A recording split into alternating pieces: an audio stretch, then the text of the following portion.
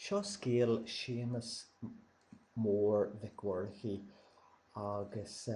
scéal é a dhéanamh epic do Hollywood agus rugadh é sa bhliain 1720 in dheisceart Ard Mhacha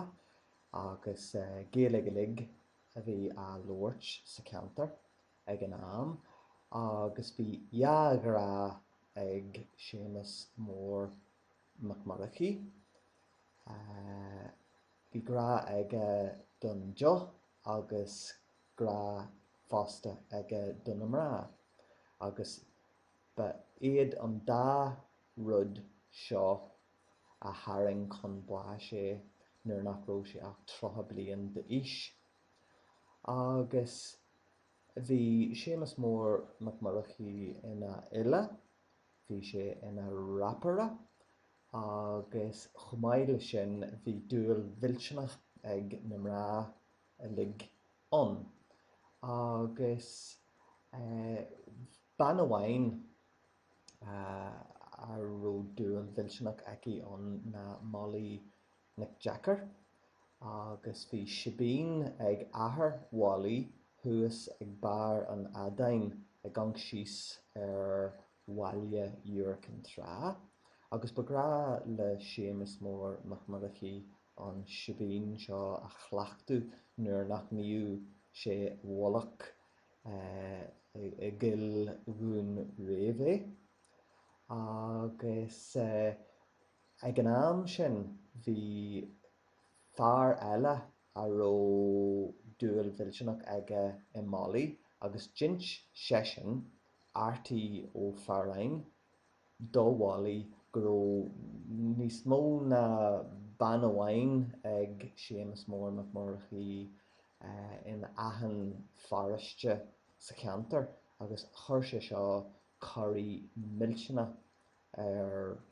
Wally agus thacaigh siad díoltas a bhainte amach. Agus ag an am sin scríbhú Dan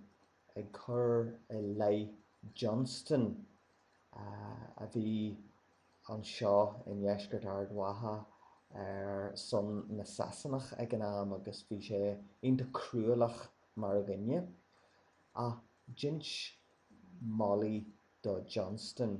gur scríobh Séamus Mór Mac Múrchaidh an Dan seo agus in san Dan bhí sé curtha ina Leigh ag ina Leigh Johnson go raibh sé cruúlach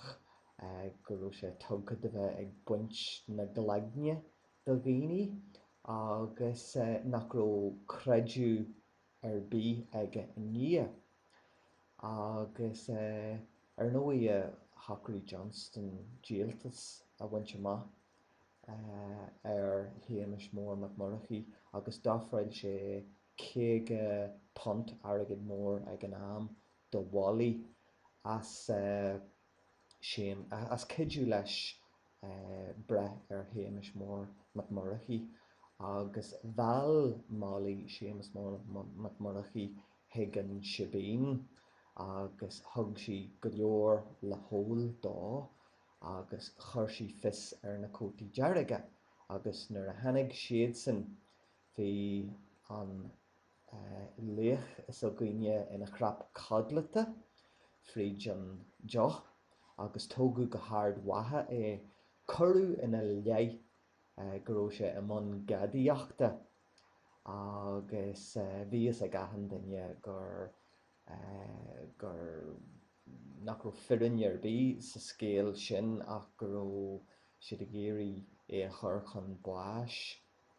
de Tharbh é ina Rapaire agus ag an am bhí fille eile an Padaróg Dornaín agus jint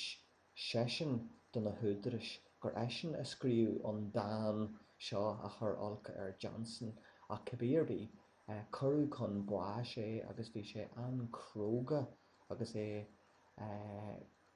gol chun a chreachta agus dúiltí sé béarla a labhairt agus waith sé do Wally as é a sréigean agus Go dtí an lá atá nniuann tá meas mór ag muintir dheisceart Ard Mhacha ar chuimhne Séamus Mór Mac Múrchaidh. Tá sé curtha in uaircheile chreigein in aice le Ard Mhacha agus in aice le Johnston iarrónach go leor. Ach go dtí tharla do Gael Séamus Molly ach nuair fuair Séamus bás hit saolas aice as a chéile agus chaithsí í héin isteas an airige i gcuain charlinge agus maidir leis an céige punt chuaigh athair Wally Patsy McJacker leis an airige a bhailiú agus tugadh an tairige dó ins na buin is lú dá raibh ag an am agus bégan dó mála mór a iompar ó chathair Ard Mhacha go bar an adain agus deir tuairiscí éirithe go raibh téim críoga ar an bhealach agus deir tuairiscí eile